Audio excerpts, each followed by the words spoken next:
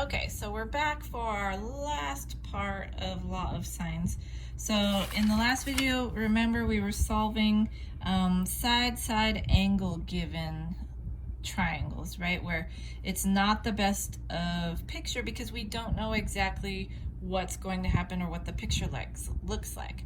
So when we're solving for no triangle, we're solving for one triangle, or we're solving for two triangles. Now our first example, we knew there was exactly one triangle because, right, if you recall, the angle that we found, the supplement, would not create a triangle. Therefore, we knew this has to be the correct triangle. So we've solved for one triangle. I can imagine you're smart enough to know what our next two examples are going to encompass. So let's go ahead and get to that. So let's say we want to solve a triangle with a equals 6, b equals 8, and a equals 35. So again, we don't really know what this looks like. We know that we have the ratio a, and we have b. But we don't know what the other, we don't know another angle, so we know that there's exactly one triangle. So again, right, we can stop and think, okay, we're not quite sure. So I'm going to say that a is 6, b is 8. We don't know what c is. We know that a is 35.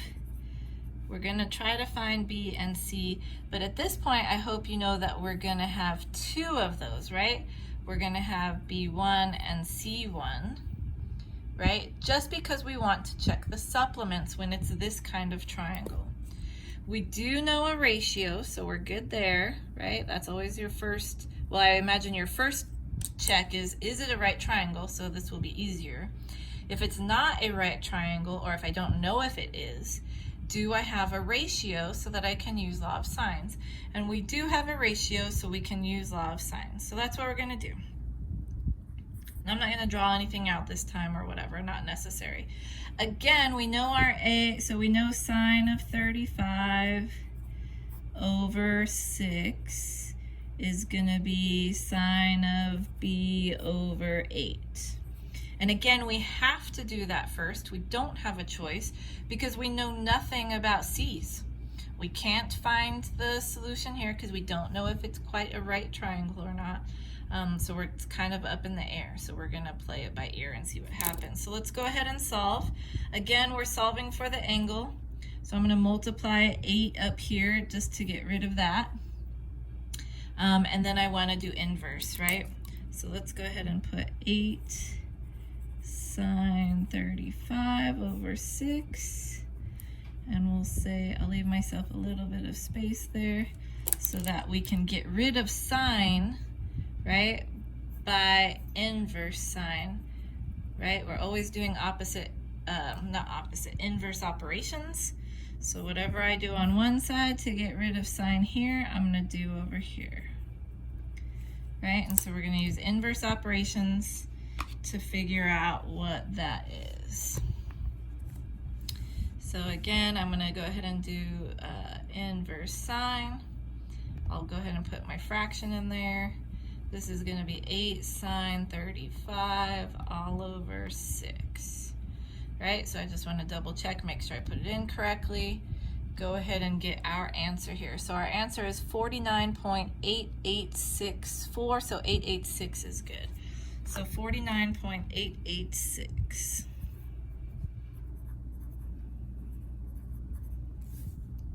Right, so B is going to be 49.886. And then here's where you go, oh, but we don't know if there's going to be one triangle or two. And so we also want to get B1, right, which is the supplement. Right, so we're going to say 180 minus 49.886, which is going to be 130.114. So we're going to come over here and say 130.114, right?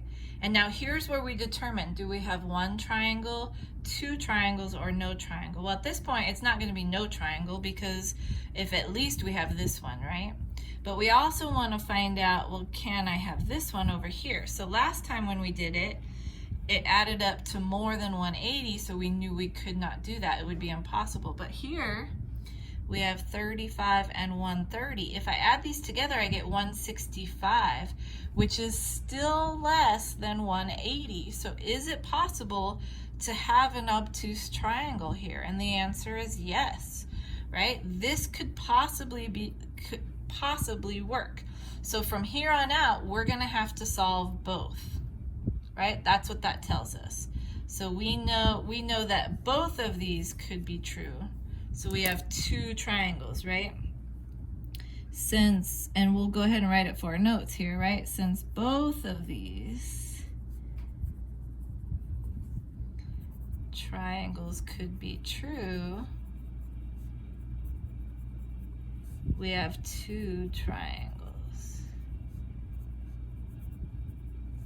right? So we have to solve both.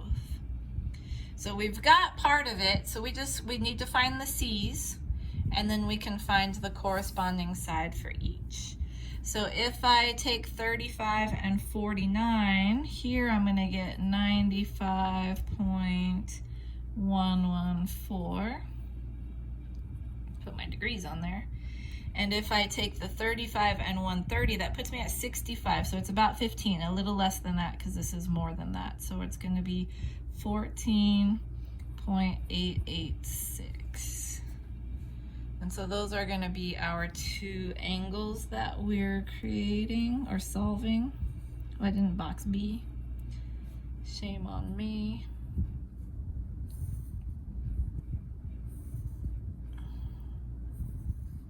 So we've got all that, and now we just have to find the corresponding side C, which means, yes, we have two more problems to do. So like I said, it gets a little bit more complicated, but not too much, as long as you keep track of what we're really doing, right? So we're gonna say sine of, we'll do the small one first. So 95.114 over C. And then I'll go ahead and write this one out so I don't confuse myself later. Sine 35 over 6 equals sine of 14.886 over C. And so we know we're solving for C, so this is just going to become, right, times 6. So that goes away. We're going to put the C up here.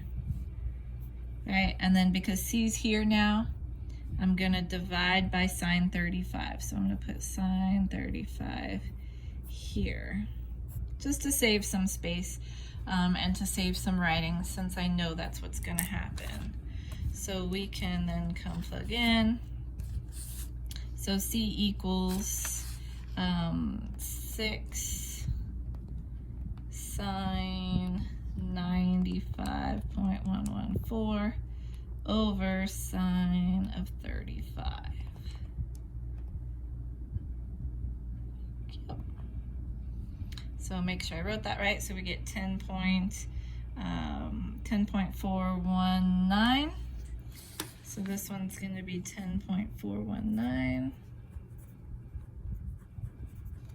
So that goes with this triangle. I want to keep my answers right.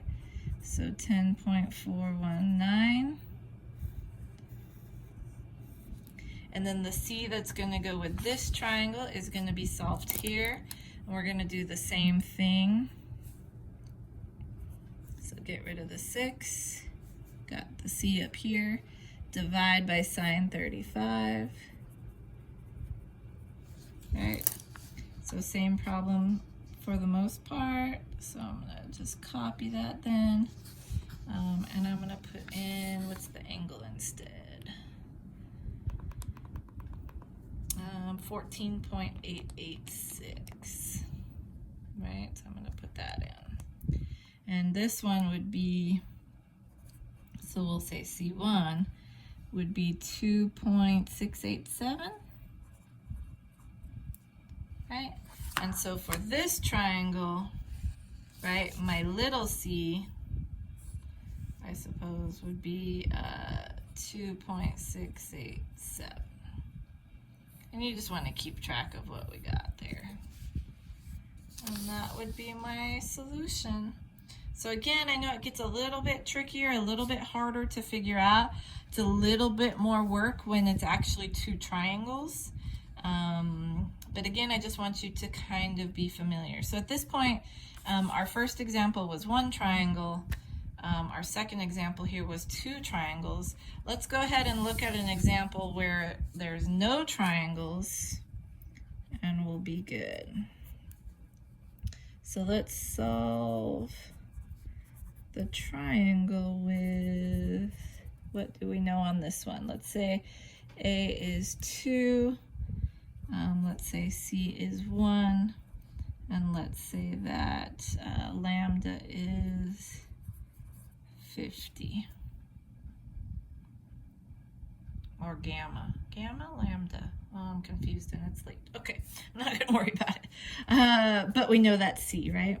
So we're gonna say, and I'll put this over here just to mix it up. So 2, B we don't know, C we know is 1. Let's see, alpha we don't know, beta we don't know. Oh, this must be gamma. But I think it's lambda. Who knows? Again, I don't know. So we look, is it a right triangle? Not that we're aware of. Do I have a ratio? Yes. Right? Do I have a ratio? Yes. So can I use law of sines? Yes. So we're going to say, we're going to start off all the same way. Sine of 50 over 1 equals sine of alpha over 2. Right? We're going to solve. So we're going to multiply by 2. Right, so we're going to say 2 sine 50. I'm not going to put the 1 because it's 1. Equals sine of alpha. Undo sine, right? So hopefully at this point you're getting really familiar with the operations. So we're going to do inverse sine here. All right, we get our calculator out. This is where we're going to see that it doesn't work. So we're going to do inverse sine, right, of 2 sine 50. Control Enter is undefined. And so here it tells us, hey, there's no angle that makes that work, right? So alpha, right, is undefined. So once you hit that, so this tells us there's no triangle, right? This tells us there is no triangle possible, right? There's no angle where that ratio works. So again, we have no triangles, one triangle, two triangles, right? So no triangle, one triangle, two triangles when we're given only one angle. The only time I have to check this and when our problem gets harder is when I'm only given one angle. If I'm given two angles, right, then we know the third and you can solve. Okay? So I hope that makes sense. Bring questions to class. I will see you guys later. Bye.